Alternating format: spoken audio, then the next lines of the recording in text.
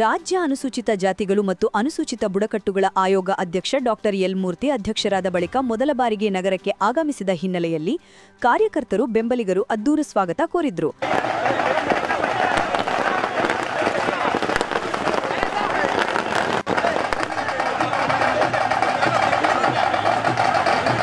ನಗರದ ಬೆಂಗಳೂರು-ಮೈಸೂರು ಹೆದ್ದಾರಿಯ ಅಗ್ನಿಶಾಮಕ ದಳ ಕಚೇರಿ ಮುಂಭಾಗಕ್ಕೆ ಆಗಮಿಸಿದಾಗ ಸಾವಿರಾರು ಕಾರ್ಯಕರ್ತರು ಹಾರ ತುರಾಯಿ ಹಾಕಿ ಅದ್ದೂರಿಯಾಗಿ ಸ್ವಾಗತಿಸಿದ್ರು. ನಂತರ 350ಕ್ಕೂ ಬೈಕ್ಗಳು, 150 ಆಟೋಗಳು ಹಾಗೂ ಕಾರುಗಳ ಮೂಲಕ ಬೃಹತ್ ರ್ಯಾಲಿ ಮೂಲಕ ಜಿಲ್ಲಾಧಿಕಾರಿ ಕಚೇರಿವರೆಗೂ ಮೆರವಣಿಗೆ ಮೂಲಕ ಡಾಕ್ಟರ್ ಮೂರ್ತಿಯವರಿಗೆ ಸ್ವಾಗತ ಕೋರಿದ್ರು.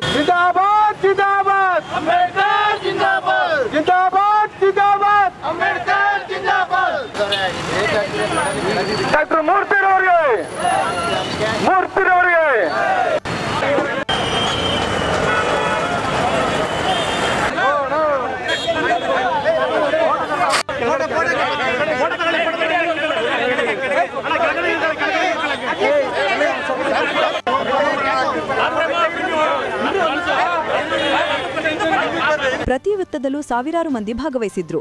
ನಂತರ ನಗರದ ಜಿಲ್ಲಾಧಿಕಾರಿ ಕಚೇರಿ ಮುಂಭಾಗದ ಉದ್ಯಾನದಲ್ಲಿರುವ ಕಾವೇರಿ ಪ್ರತಿಮೆ, ಡಾಕ್ಟರ್ ಬಿಆರ್ ಅಂಬೇಡ್ಕರ್ ಹಾಗೂ ಬಾಬು ಜಗಜೀವನರಾಮ್ ಅವರ ಪ್ರತಿಮೆಗಳಿಗೆ ಮಾಲಾರ್ಪಣೆ ಮಾಡಿದ್ರು.